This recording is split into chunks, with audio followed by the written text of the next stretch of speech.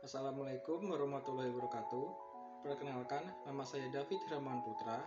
Saya mahasiswa Ilmu Hubungan Internasional dari Universitas Teknologi Yogyakarta.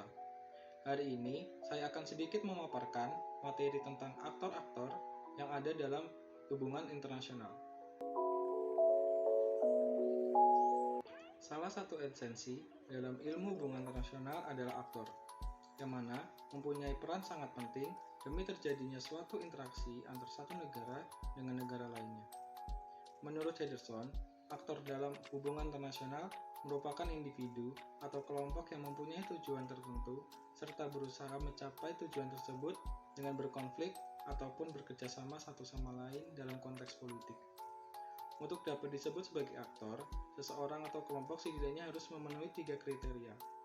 Yang pertama, mempunyai kebijakan mengambil keputusan untuk menentukan tujuan dan kepentingannya sendiri.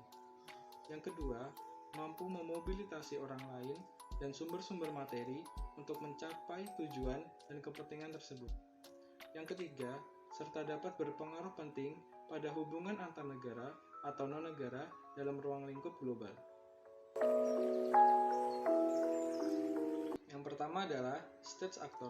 State actor atau aktor negara mencakup pemimpin individual atau organisasi birokrasi yang masih bertindak atas nama negara.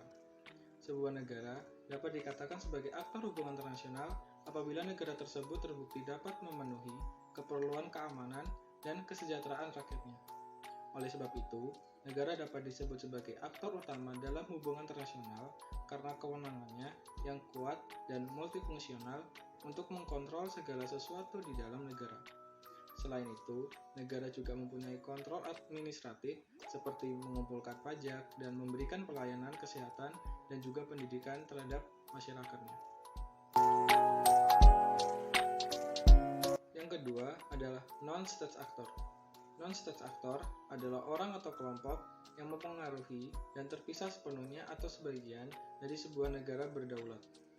Awalnya, jumlah aktor non-negara masih sedikit, dan baru berkembang pesat setelah terjadinya Perang Dunia Kedua. Hal ini dikarenakan adanya saling ketergantungan antar suatu aktor dengan aktor lainnya, baik dalam bidang politik, keamanan, maupun perdagangan. Non-state actor dikelompokkan menjadi 3. Yang pertama adalah organisasi antar negara atau intergovernmental organization, seperti PBB, Uni Eropa, dan NATO. Yang kedua adalah organisasi non-pemerintahan atau non-governmental organization, seperti Palang Merah Internasional dan Amnesty International.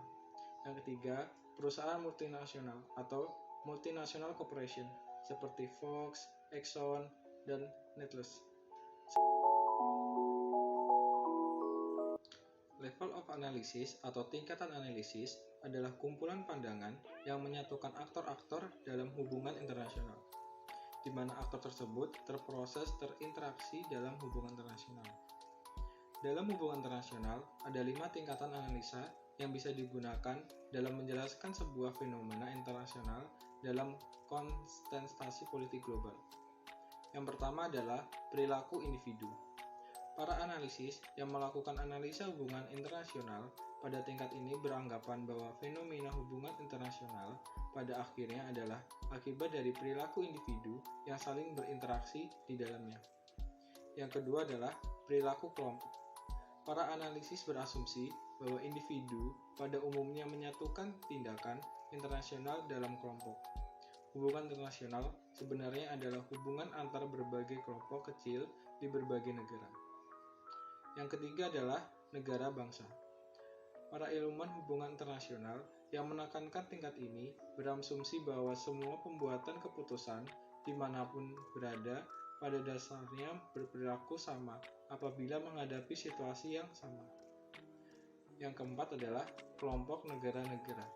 Para ilmuwan beranggapan bahwa seringkali negara bangsa tidak bertindak secara sendiri-sendiri, tetapi secara berkelompok.